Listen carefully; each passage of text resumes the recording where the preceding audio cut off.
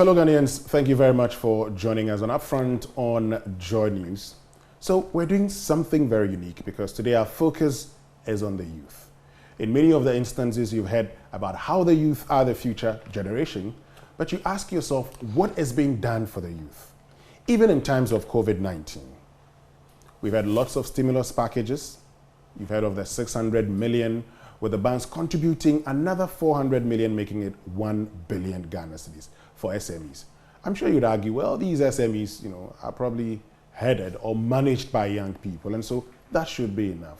But how about a deliberate policy to ensure that the youth are actually up and going around this time? Do we even know their population? Do we know their challenges? Do we know their needs?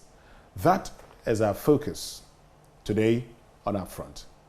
My name is Winston Amwa, and when we return after this break, I'll be introducing my guest to you, who will be telling us all the policies that have been put in place and even all the measures that are being instituted around this period of COVID-19 and going forward. But of course, it's around that period where there's a lot of things to do with politics, so we cannot afford to end all of this without talking about politics. Stay with us. We'll be right back after the break.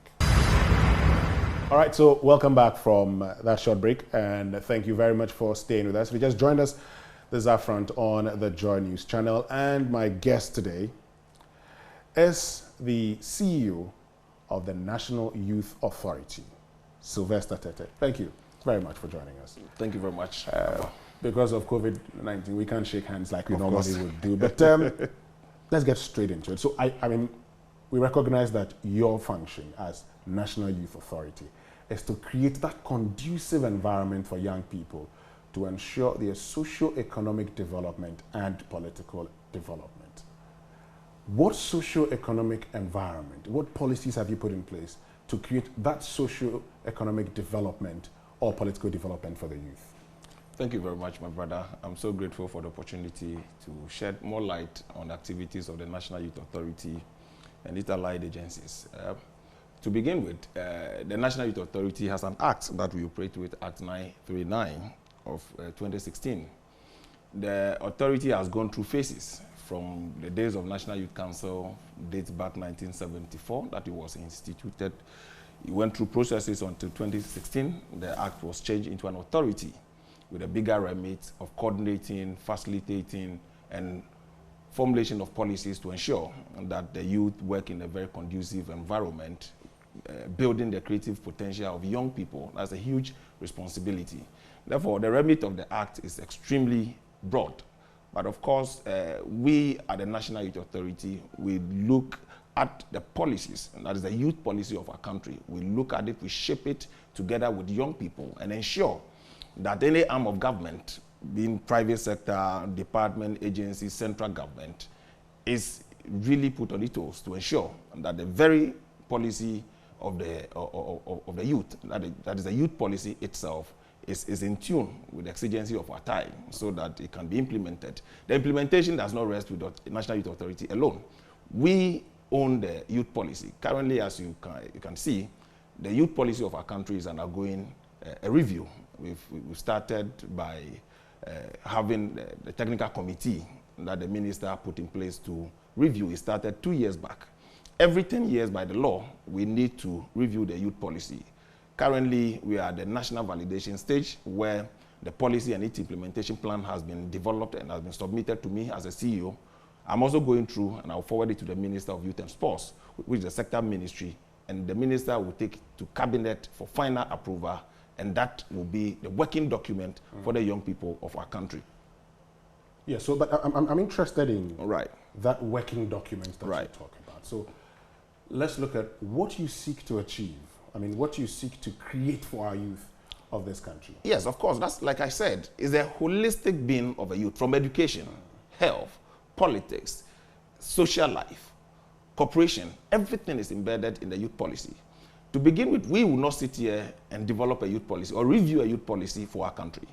The needs of the youth changes by the day. And therefore, we started by doing the regional tour, district tour, interest youth groups, form thematic working groups, some dealing with youth in health and well-being, some dealing with youth in education, some dealing with entrepreneurship, so that we want to know what the aspirations of the young people are. And you put this together to make it a holistic document as a youth policy. When you finish and that become a working document for the young people of our country, you look at employment, issues of employment. We'll come to the issues. So when you went around the country, right, what were the aspirations of the young people? These are so many aspirations of young people. So we segmented into thematic working groups.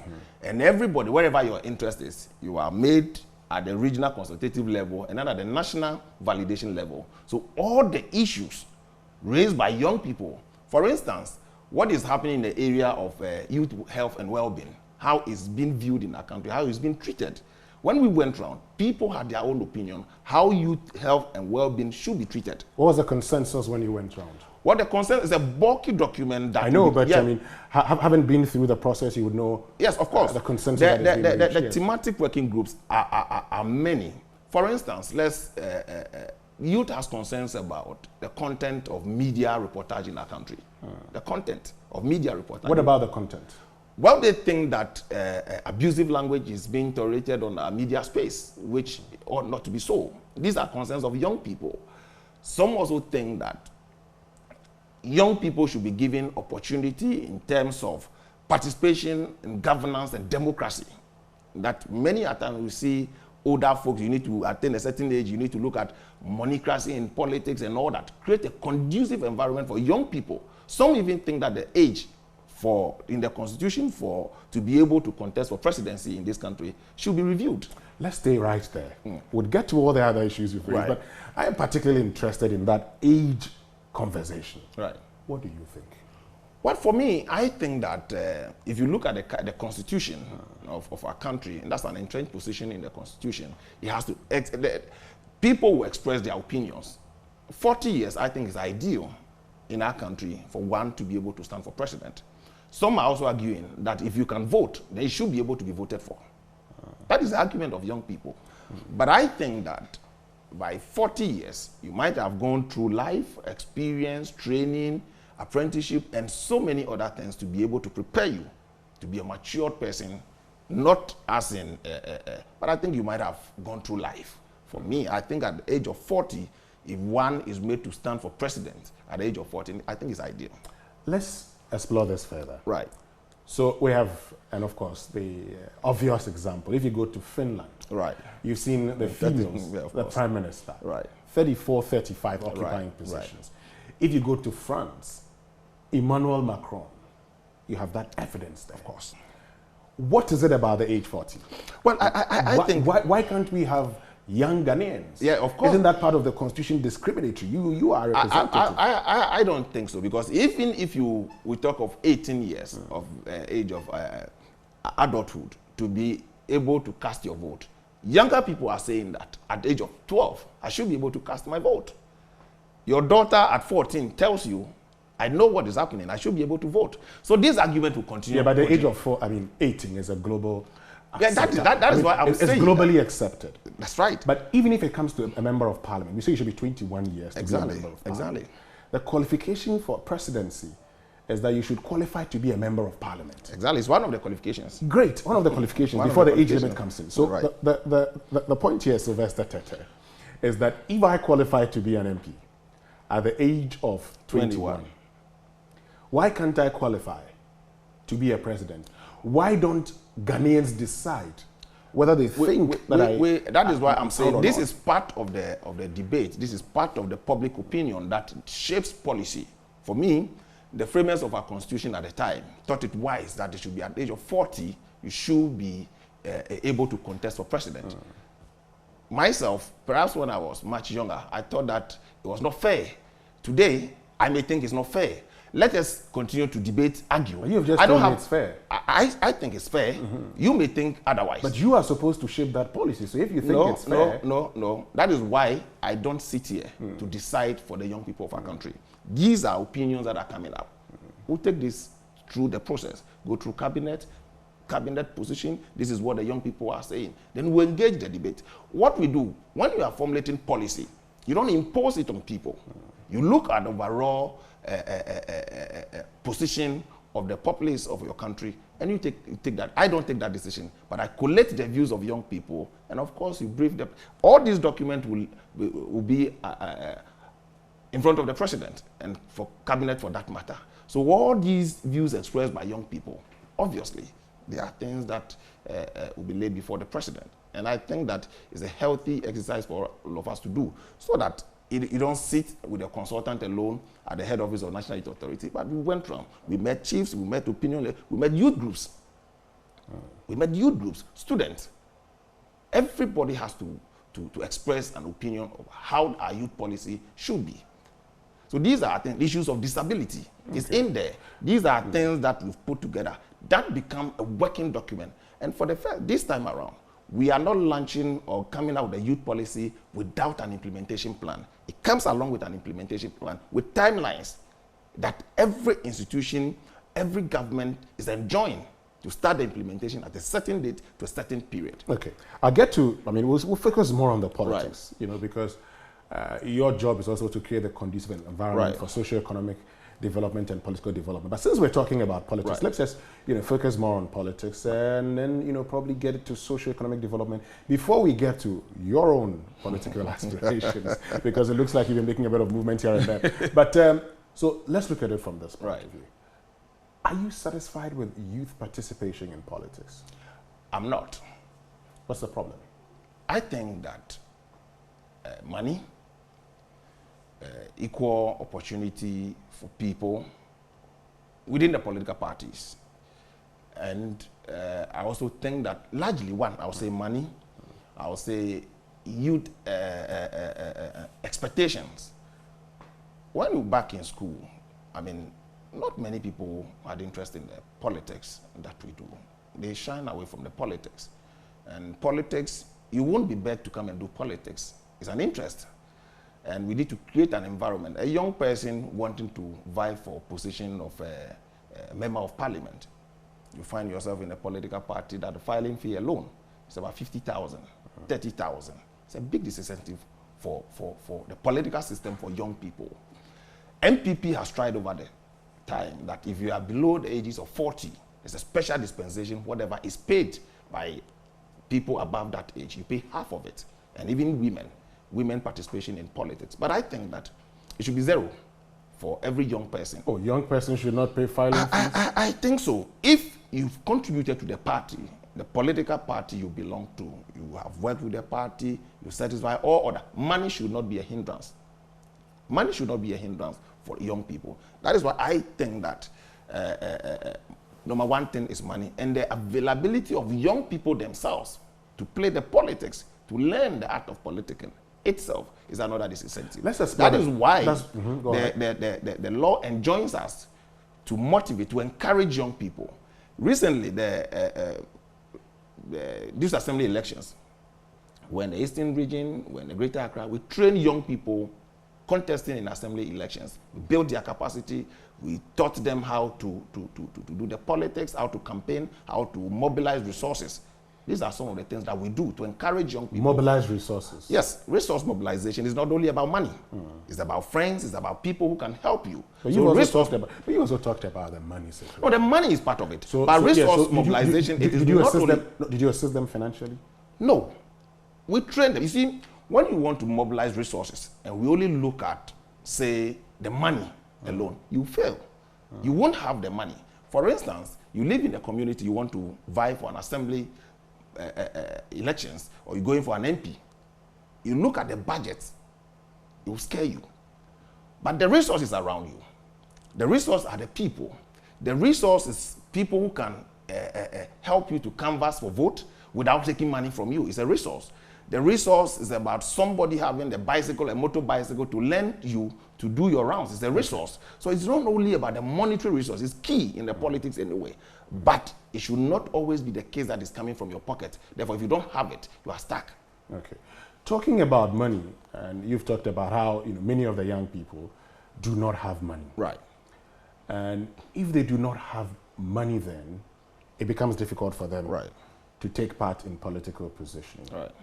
Beyond the trainings about capacity building and everything, what specific measures are you putting in place to ensure that you would have a lot of these young people, irrespective of their financial positioning, being able to aspire for political positions and becoming successful at that? No, you see, is the issue of the mind. You need to train one to accept that this is where we are. But in the absence of the money and everything, we, the young people ourselves, are the resource that we need to go out. Don't sit on the fence to say, I don't have the money. Make the move. You fail at the first time, but that doesn't mean the end of your life, political life. In the MPP, if I sit back today, back the days, the TESCOM days when we were failing our exams because we failed to attend classes, we were doing the politics on campus, some were deboardized because of politics and all that. Some had gone through. Nana Dankwa Akufo-Addo, if you look at his appointment, most of the young appointees had all gone through the student politics of our country. It's so inspiring that you see people you have done the student politics with, you have done the community politics with, going through the mill. Some have opportunity. It is not only vying for the position of an MP, but also your local level elections, being given the opportunity to serve in one capacity or the other. So you see young CEOs, deputy CEOs, directors, appointees. Is a preparatory stage for people to be part of decision-making body of our country. It is not, the ultimate is not only about being an MP. It is not. Well, talking about paying fees and all of that, I know. Are you still a youth? Are you still less than 40? No, I'm not less than 40. You're past that past now. 40, obviously. You're past now. You've been 40. I mean, you've been in the terrain for a very long time. Yes. So I've passed the 40. I don't think you had a problem raising that money to pay for your family. Well, I had a problem because I had to fall on friends, family, your own personal investment over time to be able to do this. You're an old horse in the race. Why would of course, being an old horse in the race doesn't mean you have it all. I'll get back to you on this. I mean, we just have to stay with this particular issue. I'll get back to you on this particular issue. Right. But looking at the youth in political association, or political development. Right. You've talked about the issue of money. Apart from the issue of money, which is something that faces the generality of Ghanaians. Right. Do you think we can ever, still on the issue of money, we can ever do away with, what Dr. Edward Mahama prefers to call moneytocracy in this country? Well, it is until we change our mindset as a people. Volunteerism is missing in our country today. And if you go into the political space, people no longer volunteer, except few. People to paste posters, you have to fund their TNT, support them. People coming for political meetings, they are expecting the member of parliament, the political leadership, the chairman, the executives to fund their movement. It's a tall order for all of us and into the future. Today it's me, tomorrow it could be you. Maybe I'm paying 10 cedis today, tomorrow you pay 50 cedis. So we need to change our mindset and look for quality leadership for our community, irrespective of money. Let's go for the leadership that will work for our community. Until we do that, the issue of moneycracy will be with us. And that is a very dangerous thing going forward in this country. And not only in this country, but Africa as a whole. So you make a very important point, the issue of money. So in effect, politics for a lot of people is what is in it for me? For those who assist you, what is in it for me? Really, realistically, are you in politics to serve? Well, let me tell you this. You start, and it becomes a passion. For me, I started from the student politics days. I was a TESCOM secretary. I became TESCOM president. I went back to my community as a constituency secretary. We never thought of what is in there for you. We want to make a mark. When I went to Ningo Pram in 2012 elections, it was obvious. Everybody knows that you want to win, obviously. So it's not about what is in for you. My point at the time is to change the perception that the political party has mortgaged a whole area. Okay. So the policy of the area, awakening the consciousness of the people. And it was a tall order against E.T. Mensah at the time. But a lot of people bought into me. I didn't have money. I didn't have the vehicles. I didn't have anything. But I moved from 4,000 votes to 17,000 votes in one electoral cycle. So I believe that a lot of people Okay. It brought an attention onto the constituency that I thought that a lot of things were missed that should be done and should be fixed well. We'll come back to you because we'll get to your own aspirations. But now that you've talked about Ningo Pram Pram, yes, you contested in 2012, 2016. I know now you want to come to Botiano English. I'm there already. You're there already. You're there already. We'll get to that one because your election is not so far away. Right. Your primaries is not so far away. You've talked about the money issue. Apart from money, what other factors mitigate against young men and women wanting to get into politics? I think that people are impatient of bidding their time, and that somebody gets to the stage as an executive, the next thing he wants to be an MP, he wants to be this, he wants to be that. We need to be patient, and that is the only way to learn. In as much as we're seeking for opportunity to serve, service in the political space, it is not only in the position of an MP, but it looks like the attention. Everything is in there. That is why I want to change the mindset of people. Policy about politics. You can write politics. You can advocate for political reforms. These are all part of the politics.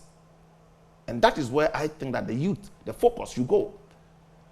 But the student politics, even on campuses, is sharply divided, TESCOM and TAIN. So obviously, even SRC elections, sometimes, shouted doing this. You politicians influence them.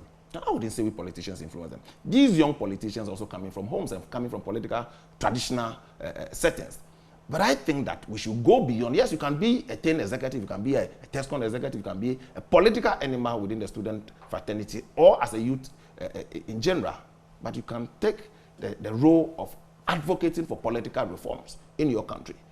It's also politics. It's not only going through the process of becoming an MP, a DCE.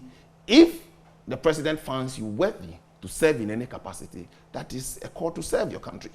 That is a call to serve your country. But it should not be the ultimate, the reason why you want to do the politics. Talking about, if the president finds you suitable, are you okay with the number of youth employed within the current government? I think that, to be fair, Nanado has employed more young people in his administration than any other region in this country. What's the basis of that? I mean, the records are there. State the records. The records are there. If you look at what pertains, I can give you the list of CEOs, deputy CEOs, ministers, deputy ministers. If you look at it, and members of boards in this country, if you should publish the list. We did that analysis before, and I've told people, I was speaking to your sister station back in Ho, that most young people today that are serving in government has gone through the training, has gone through the TESCOM processes, has gone through the constituencies. This is amazing. A lot more young people. So since you talked, about having done the analysis, share them with us. So when you did the analysis, what was the number under Akufo-Addo? What's the number under? To be fair with you, for us, we have been in government in this institution.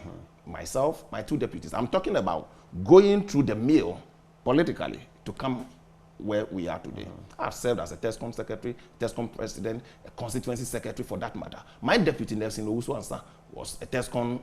We've gone through the process. So I am talking about the age of these people. Yes, of course. So I'm looking at the age and not whether you've gone through the mail. No, we're talking of youth participation in politics. And it is not an event, it's a process. But sometimes by the time you get to that position, you're past your youthful stage. No, but it doesn't really matter. What matters, no, listen. What matters at that stage in the your youthful age, you are still participating. That participation is not when you are appointed. It's a process. So we want to see young people being part of the process. So the appointment could come when you are past your youthful age. So there are young people within the process. Right. Young people have participated in the process. Right. We have older people who started when they were very young, but now they've been given positions. Right. Those people, and if I could borrow the words of Isaac Esiama, in 2012 when the NPP was launching its manifesto, there's one thing he said. He said, well, if you're talking about a youth, and he gave the definition of a youth as one who's below 35. Yes, between the ages of 15 and 35. 35. Yes. That's the definition of a youth. 35. And he says, if you're looking for a youth, in those days, in 2012, it is not John Mahama, because John Mahama said he was a youthful person. But Hold on. Okay, hold on. I got that bit. Yes, you got that bit. I was there. Yes, I you were got there. that bit. So he makes that point to say that, well, it's I got not. that bit. I mean, so I am looking at, and he was made to present the party's manifesto on youth development. Right. And I am saying, I am looking at that particular thing based on that analysis, and I'm saying, is it the case? But let me tell you, we were talking about youth participation in our political space. But the question was the participation. You see, you are looking at the end. You are not looking at the process. I will get to the process. I want to. You get to the end through the process. Let me focus on the end first. Why? You start from the process and you get to the end. We follow the process. The question I've asked is the end. Right. Let's look at the end results. But let me tell you something.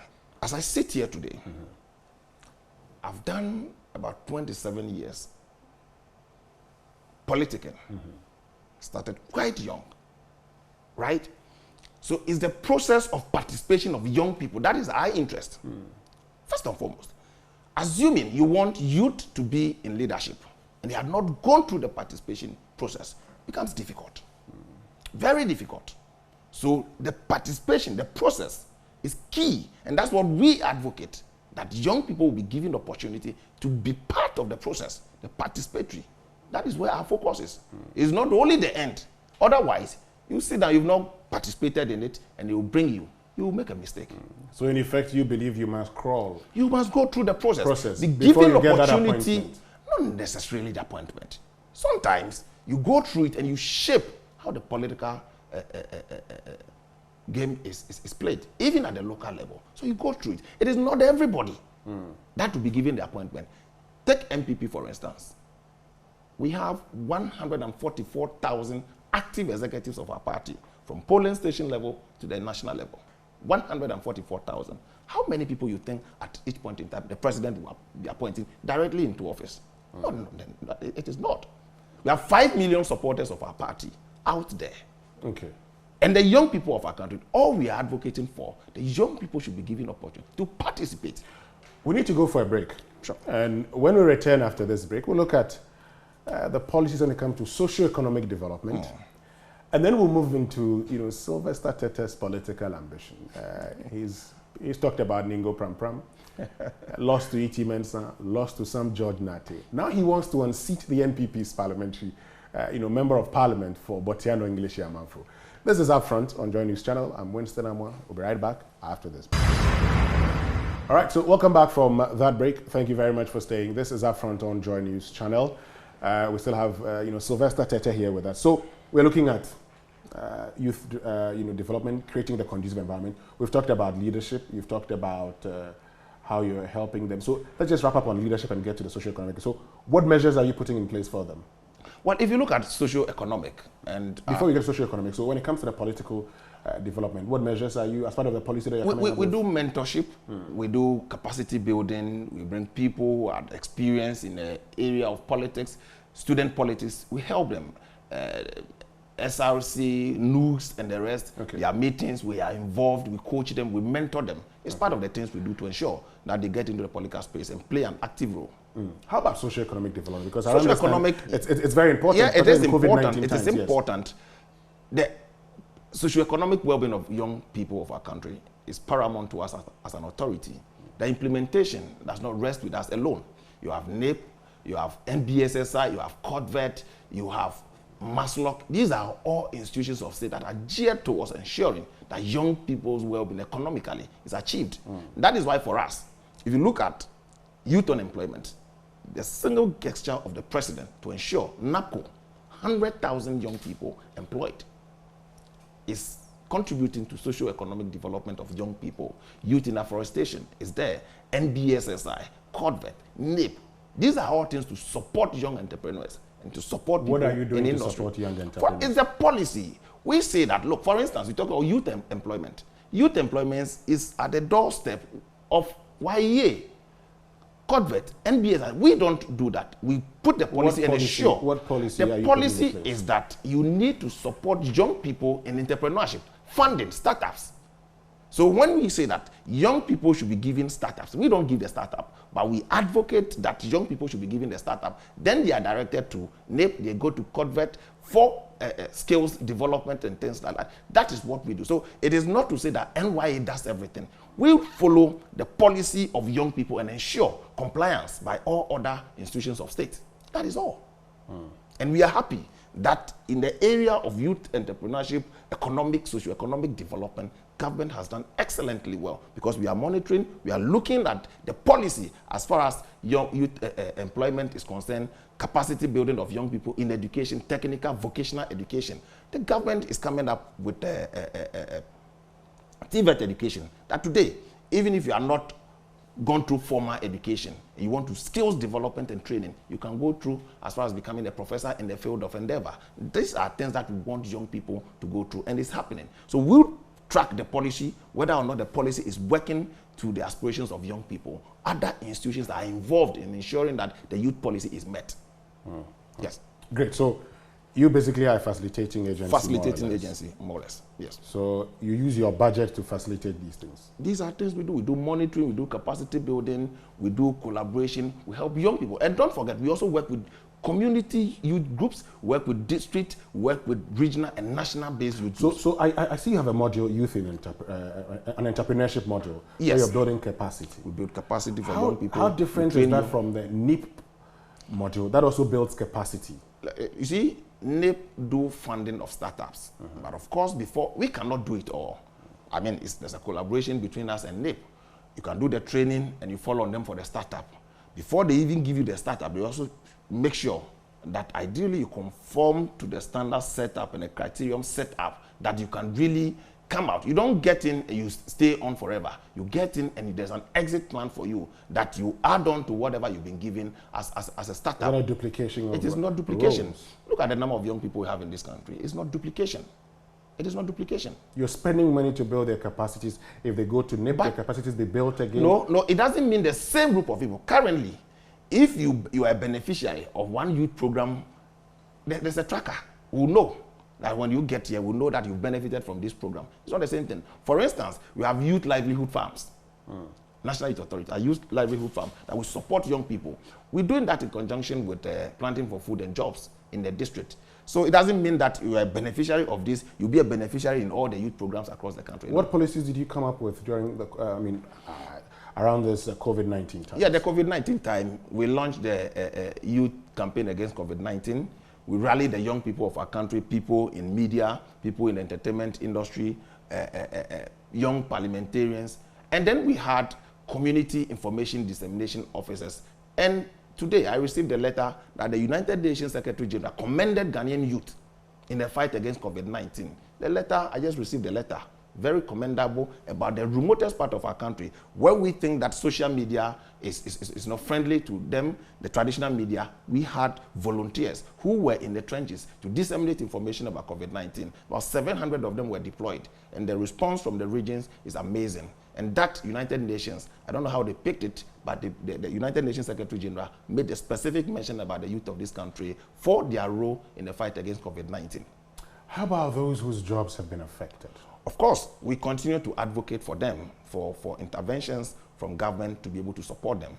You are aware the NBSSI is part of the measures to mitigate against people whose jobs are on the line for small-scale businesses. Obviously, if you're a small-scale business, you employ between 5 and 25 people. If your job is on the line, obviously, if you have the boost from NBSSI, it will help you to maintain the jobs of these people. So these are things that we think that government is doing more. Look at the interventions of government during this COVID-19, water bill, electricity, and the rest. These are things that helps all of us. But don't forget, in the face of all this, is the resources the country garners that we are able to do all these things. It is affecting all of us and will continue to be with us for a little while. But we are saying that we should change our attitude, our expenditure pattern, the things we eat, over-reliance on importation of goods. These are measures that we should all educate ourselves, that the times are not normal. We need to change our eating habit. We need to rely on our local production. Government is making frantic effort in the area of agriculture so that food supply should not be what we depend on from outside the country. That is where I think that the future is bright for this country as far as this administration and the young people are concerned. You trained some youth in digital marketing. Right. Some time ago. Right. Where are they? Well, I came here, I picked a report on them. Some of them currently doing their own businesses. The idea is not to have employed everybody. Some have been engaged by institutions. I've received 2 companies here who wanted to have access to some of these people in developing apps and the rest. They couldn't have taken all of that. Because the resource was available, we linked them to such institutions. Some are working with them. The last ended the government job fair or government at the conference center. I went there. We're going around, and one young man called me. He said, "Have you seen these things? I learned all these things out of that training that was offered me." I think we'll be doing a follow-up on some of these things, and very soon you'll see where some of these people are. Some of them are on their own, and that is what we encourage most. You're now going to find out of where course, they are. we have a RME department that is tracking, but of course the general public may not be in the known, just as you are asking. But I think that if the testimonies are put out there in the media space, people will really see that indeed it's been beneficial to the young people. In getting the testimonies out there, you're setting out to find them. Of course, they are there. We have a data. Yes, but the question I'm asking is, so since you want the testimonies out there, you're setting out now to, show all of us who they are. Of course. We have a data. Nobody went to the training. The data that you have, does it state where everybody is working currently or doing currently? Of course, because we have, you go to the training, you finish the training, they follow up, these people have been taken by this institution, these people want to be on their own. It is not everybody that was employed. How many have been taken by institutions? Well, I wouldn't be able to give you the data because it changes. I'm in your office. Yes, you are in my office. If you want, you have the time, I can call the director of research, monitoring and evaluation. He will be able to, he does that, and the directorate does that. And you can get to the report on the training. Exact report on it, we can share it with you. It's a public document. Great. So let's get to you. 2012, I remember hosting you at the time, seeking to unseat E.T. Mensah as member of parliament for Ningo Pram Pram. Some said you were the reason why the NDC felt the need to change E.T. Mensah, because then, for once, he had a very keen contest. Right. But 2016, some judge beat you convincingly. Right. So it looked more like the people were fed up with E.T. Mensah and not so much of your actions. Why are you leaving Ningo Pram Pram to Botian English Yamanfro constituency? Well, I've had these questions one too many. But of course, these are things I can't share with you on air. But I've shared with my delegate. I've shared this at the National Vetting Committee, and I've gone through the vetting. To begin with, I'm qualified to run in both constituencies. Then what next is strategy. The internal party strategy comes to play. The delegates in Botiano English Amanfrom, they know my worth. They know what I bring on board. You know my competence when it comes to political campaigning, mobilization, and things alike. Obviously, I won't be able to share internal party strategies with you. Okay. I'm qualified to run in both constituencies. How do you qualify to run in both constituencies? Just by way of clearing doubts. No, I mean, these are things that were shared with the vetting committee. You can hail from a place, you can be stay at a place. By a number of years, you are qualified. Currently, I'm qualified to run in about 4 constituencies in Greater Accra. I'm not the only person. You, now, I'm sure you are qualified to run in multiple constituencies in this country. And I'm not the first person to have moved from one constituency to the other. All those things were settled by the vetting committee, and I've been cleared. I'm number 1 on the ballot. Why would you want to unseat somebody who's struggled, if I could put it that way, to win a seat for your party? This is his first term. Have you also know, you can count a number of MPs who have lost their seat after first term. It's not automatic that you win the seat for the first time. You are graciously given the second term. It is by performance. It is about how you hold the position. So there are 3 sitting members of parliament, first term MPs who are not running again in this contest. Just 3 days ago, might have heard of Gushegu.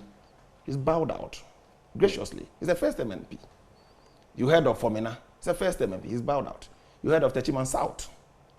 There's Well, not well, the Fomena case, he said his party constituency executives were against him. Well, I don't want to go into that, but the record stands that the MP is not running. I'm not sure the MP picked a form. Dr. Zibling was contesting initially, the other person had been disqualified. Right. He was going to run unopposed. Unopposed. When the National Parliamentary Vetting Committee reinstated the person, right, he bows out. Yeah, but that's a contest. That's a competition. I'm not imposing myself on a delegate. The delegates will make a decision. In my case, there are 569 delegates. They have to make a choice between myself and incumbent MP. And I'm not the only one contesting the incumbent MP. We are 5 in the contest. But I know I'll win over 70%. Did you have a feeling, I'll go back to Botiano English, but did you get the feeling that it was going to be difficult for you to go to Parliament contesting the Ningo Pram seat? No, that is why I'm saying that it is not only about the Parliament. I serve my party, and any strategic move that will keep my party winning elections, I will do that. So in that case, this is more of a party asking you to contest Botiano? I'm not saying that. It's my personal decision, but I think it's a strategic move for the party. No, but hold on a minute. Yeah. You say yes, anything that my party wants to be done. I say anything that will keep my party winning elections, I will do your it. Party keeping winning elections. I'll win. I'll do and it. And if I add that to your internal party strategy, right, also, right, would lead to the point that right, it looks like you were advised by the party to contest the Botiano English. No, but if you say the party, you have members of the party. Some will call on you to run. Well, you were advised by the party machinery. What is the highest at the highest level? I'm not done with that question. Don't put words in my mouth. I'm asking that question. No, I'm asking that question. No. Bearing in mind that you were campaign manager for Freddie Blake. It doesn't. Freddie Blake has nothing to do with this. I had contested 2 elections before I became a campaign manager for Freddie Blake. Bearing in mind that I had contested 2 elections before I became a campaign manager for Freddie Blake. That's not in doubt. But bearing in mind that he's national chairman of the NPP, bearing in mind that anything your party wants you to do, but let me tell you something. Your party delegates, okay, tell me that thing. Let me come tell back you with my something. question, yes. You know lawyer Philip Addison? Yes. It's a big fish in our party. Our party, once is A, is A. It's not about me. Philip Addison, he was disqualified. Yes, Many more people were disqualified. I know. So it's not anything special about Not me. about you, but let's also look at it from this point. So don't bring Freddie Blake or anybody in there. I'm running on my own competence, in my own capacity. Great. So I'm sure the Ningo Pram party delegates would also have wanted you to come back to contest. Of course. They love you. I've done a lot of consultations with my party, both Ningo Pram, both Botiano, region, and all. I've consulted a lot of people, friends, family, party activists, and all that.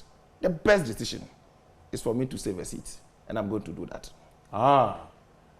You believe you are the man to save a seat? I'll do that. Retaining the seat, I'll do that. So in effect, per your discussions with the party, all the big people, small people, it became obvious. The biggest people in this decision are the 530 delegates. Nobody else. It became obvious that if you did not contest, your party was going to lose the seat. I'm saying the biggest folks in this scenario are the 569 delegates. But my question is based on what you've said. Yes. You're saying, for you, it had been in your consultations that become obvious that if you didn't go there, your party was going to lose the seat. That is my firm conviction, and I believe the delegates will endorse that. And there's a conviction you had by speaking to people.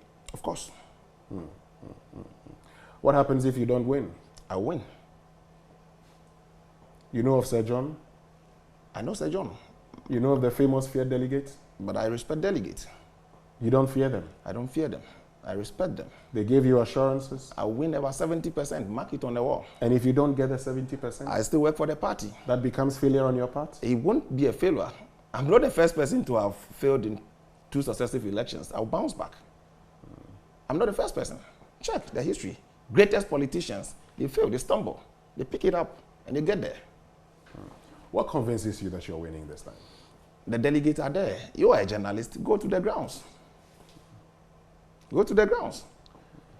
I'm sure hitherto Botiano English Amanfro is not a first spot in this region or in this country. But today it is. You know it. You're a media person. Bear me out. I'll be monitoring the elections. You have been monitoring. I have monitored elections for the past. You have been years. monitoring our primaries. I have. Yes, and you know what is on the ground. Well, we would look forward to what the delegates would do. Obviously. Sylvester Tete, It's been nice having you, but I'd leave you to say something to your delegates finally. Well, fellow delegates, fellow Ghanaians, fellow members of MPP in Botiano English I'm from, this is your humble servant. You know, I've been to you on many, many occasions. We've had discussions. That time will not permit me to say it on TV, but you know what I'm talking about. I believe that you are going to give me a resounding victory to maintain the seat with a bigger margin in 2020. I've come to you. I'm still pleading with you that it is not about any individual. It is about the MPP. It's about who can position our constituency within the committee of constituencies that will be mentioned first when the need be. I'm here to say, God protect us. God gives us life. On the 20th, by 1 p.m., we'll finish voting. By 2 p.m., the jubilation will be to my house. Thank you. Well, we'll look forward to that day, and we'll look forward to what the results would be. Thank you. That'll be all from us today on Upfront on JoyNews. I'm Winston. I'm on behalf of the production team, led by Sami Odami, for Razak, who made sure that we brought this to you, who was in charge of camera, and everybody else. Do have a lovely evening, and certainly we'll see you another time. Keep watching JoyNews on your Go TV or on your multi TV, as well as on your DSTV. Have a lovely evening.